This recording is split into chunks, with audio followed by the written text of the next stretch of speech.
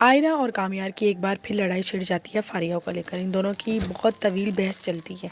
वो कामयार को साफ कह देती है कि अगर तुमने अपना सारा टाइम फारिया के साथ स्पेंड करना है तो मेरा यहाँ पे रहने का कोई जवाब नहीं बनता। वो कहती है कि मैं बाहर किसी हॉस्टल में ही रह लूँगी, लेकिन मेरा तुम्हारे साथ यहाँ पे रहना दिन ब दिन मुश्किल होता जा रहा है। आगे से कामयार उसे जवाब देता है कि तुम मुझ पर बिना देखे इल्ज़ाम लगा रही हो, ऐसी कोई बात ही नहीं है। वो उसे कहते हैं कि फारिया जस्ट मेरी फ्रेंड है, मैं उसके साथ बस पार्टीज़ वगैरह में जाता हूँ, कहीं हनीमून वगैरह मनाने नहीं जाता।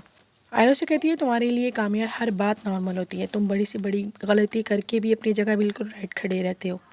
आयरा उसकी बातें सुन के बेहद गुस्से में आ जाती है। वो कहती है इमेजिन करो एक बार कि मेरा भी कोई मेल बॉयफ्रेंड होता, मैं उसके साथ इसी तरह घूमती फिरती पार्टीज़ करती, तो सोचो तुम्हारा क्या रिएक्ट होना था। कामयार आयरा की बात सुनकर निहायत गुस्से में आ जाता है।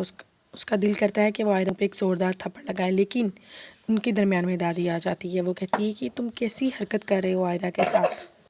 कामयार कहता है कि दादी आप देख नहीं रही है किस तरह की बकवास कर रही है मेरे साथ। दादी ने कहा वो जो भी कह रही है वो बिल्कुल ठीक कह रही हो। दादी कहती है एक तरफ तो तुम खुद गलत हो और तुम्हें चाहिए तुम आयरा से माफ़ी मांगो, उल्टा तुम उसके ऊपर हाथ उठा रहे हो।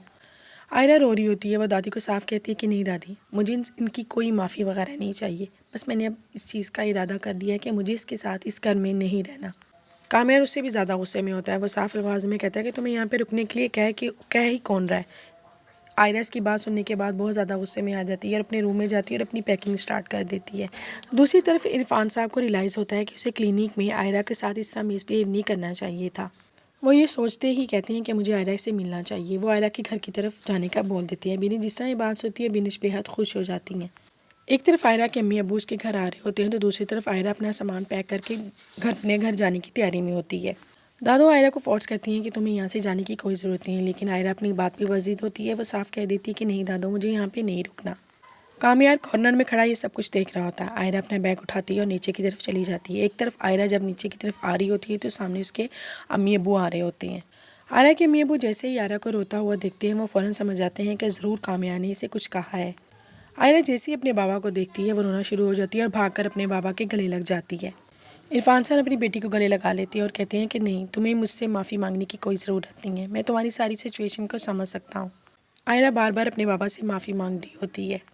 वो कहते हैं कि मैंने सब कुछ देख लिया जो तुम्हारे साथ इस घर में सलूक हो रहा था, इसलिए वो कहते हैं देखा ना मैं यहाँ पे आ गया हूँ। उसके बाद कामयार के पास जाते हैं उसके बाबा और उसे देखते हैं, लेकिन कामयार नहायत शर्मिंदगी और नदामत के साथ उन्हें देख रहा होता है।